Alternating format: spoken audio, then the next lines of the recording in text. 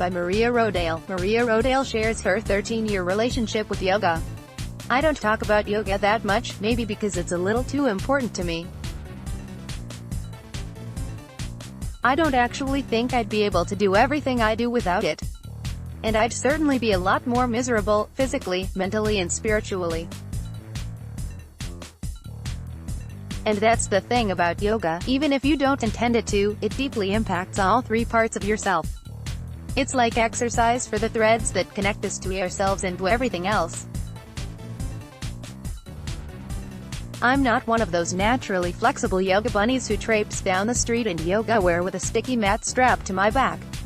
No, I do yoga at home. And I've been fortunate to have two amazing teachers in my life. I do it at home because I don't want my yoga to be about comparing myself to anyone else. I need it to be about me, and I've been fortunate that I've been able to afford private teachers. Because of my disciplined nature and a desire to get as close to an original source as possible in all things, it was natural for me to gravitate to Iyengar yoga. Iyengar brought yoga to America in the 1950s and we've never been the same since. But I don't chant yet. I'm not a vegetarian yet, and I'm not a Hindu either. Although I do have quite a few Hindu goddesses hanging around the house, but that's a different story. And I certainly don't think that yoga is the answer to everything. In fact, since I've started running, my yoga has actually gotten better. For about 13 years now, I've done yoga at home once a week, on and off, more on than off. I haven't lost any weight because of it, but I've gained an inner strength that I rely on every day. And the only way I can describe it is that it opens the channels of your senses in your body to the extent that your perception of everything changes. It's like putting on a pair of clean, new glasses, and suddenly everything is so much clearer. But it's the nose, the skin, the ears, the heart, and the soul that also open. Like a lotus, my first teacher gave me a very strong foundation. But as students often do, I outgrew her. She also taught me what not to do. For instance, I am convinced that I don't need to become a Hindu in order to be a good yogini. And the definition of guru to me just means teacher, not some mystical holy being. We are all mystical and holy, it's just that some people are more awake than others.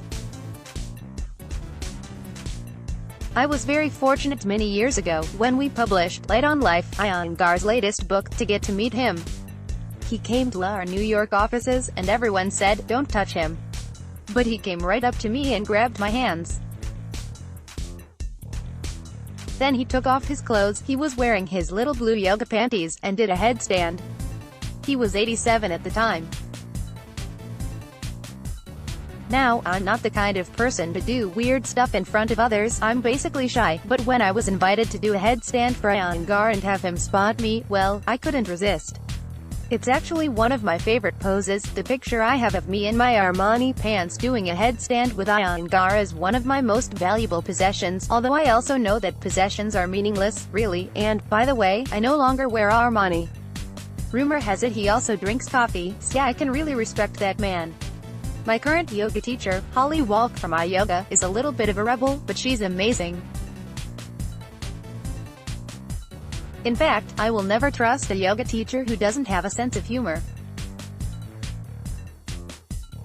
Holly does. There are many weeks when she shows up at my door and I am literally barely holding it together. And 2 hours later I am reborn.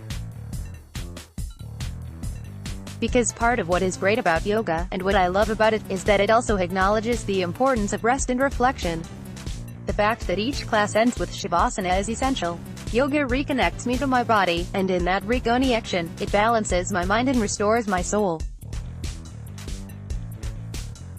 It's not the be-all and end-all, for me. Don't worry, I'm not going to leave it all behind and go to India. Yoga is the beginning, not the end. As Iyengar said to me in a letter, savor the nectar of yoga. It is sweet.